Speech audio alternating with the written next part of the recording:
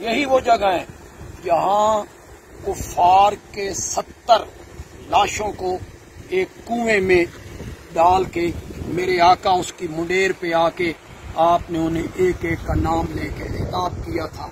यही इस जगह पे वो कुआं भी है जिसमें आपने उनसे कहा था कि जो कुछ मेरे रब ने मुझसे वादा किया था फतह का, नुसरत का, कामयाबी का, अल्लाह ने मुझसे तो वो वादा पूरा कर दिया है।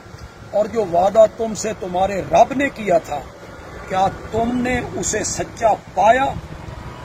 तो सहाबा में एक रिवायत में आया कि सबसे पहले हजरत उमर बोले थे और एक रिवायत में आया काला नासुम मिन असहाबिही, बहुत सारे सहाबा इकट्ठे बोले थे या रसूल अल्लाह आप उनसे बात कर रहे हैं जिन जिस्मों में रूह मौजूद नहीं है, क्या ये सुन रहे हैं?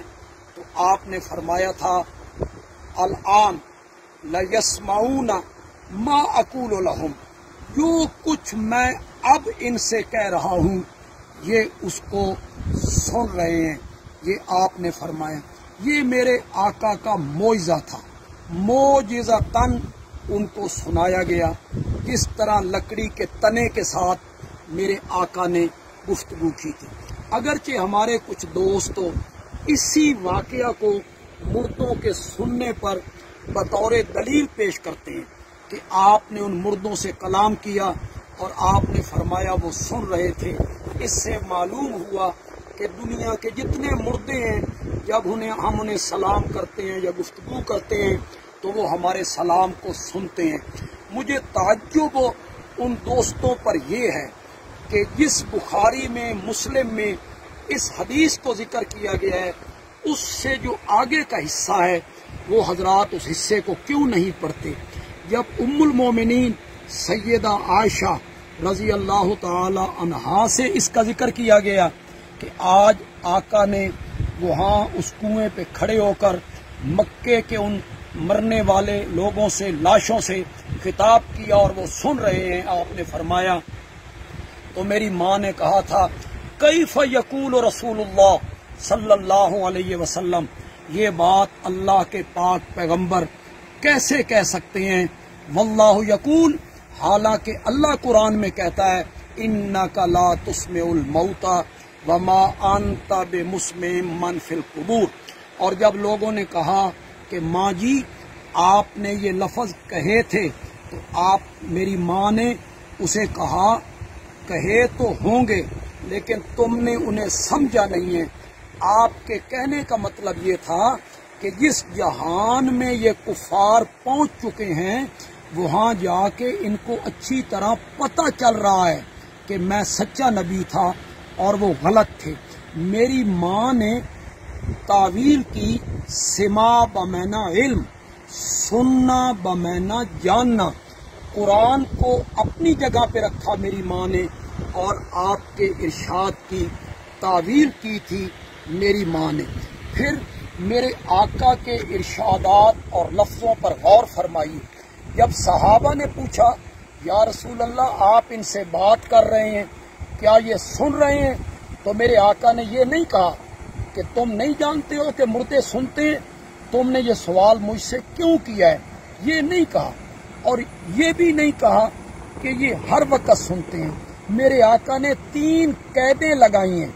उलमाए किराम इस पर थोड़ी सी तवज्जो फरमा लें। 3 कैदें मेरे आका ने लगाई हैं। पहली कैद लगाई अल-आन, अब, इसका मतलब है हर वक्त नहीं, सिर्फ अब। और दूसरी बात आपने कही सिर्फ ये मरने वाले, यानी हर मरने वाला नहीं। और तीसरी कैद आपने लगाई मा अकूलु लहुम, वो बात जो मैं कह रहा हूं, हर एक की बात नहीं। ये आपकी 3 कैदें लगाना इस बात की दलील है कि जो मरने वाले लोग हैं वो दुनिया वालों का कलाम, सलाम, पैगाम सुनने की सलाहियत नहीं रखते। और बदर के उन कुफार ने जो आपकी गुफ्तगू को सुना या आपने उनसे खिताब किया वो आपका मोजज़ा है।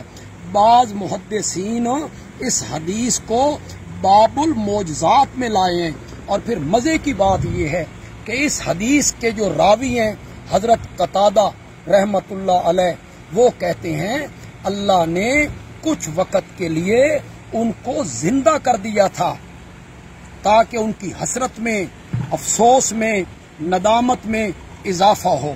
تو یہ حضرت قتادہ کا قول ہے۔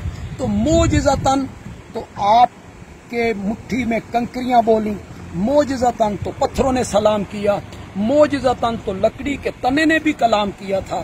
اب کوئی بندہ یہ کہے کہ چونکہ لکڑی کا وہ تنا بولا تھا، رویا تھا، لہذا دنیا کی ہر لکڑی جو ہے وہ بولتی ہے، وہ پتھر بولے تھے، دنیا کا ہر پتھر بولتا ہے، تو اس کی کم عقلی سمجھی جائے گی۔ کہا یہ جائے گا معجزہ اپنے مورد میں بند ہوتا ہے، آپ نے بھی جو ان سے کلام کیا وہ آپ کا معجزہ تھا۔ چنانچہ ہم بدر کے میدان میں ہیں،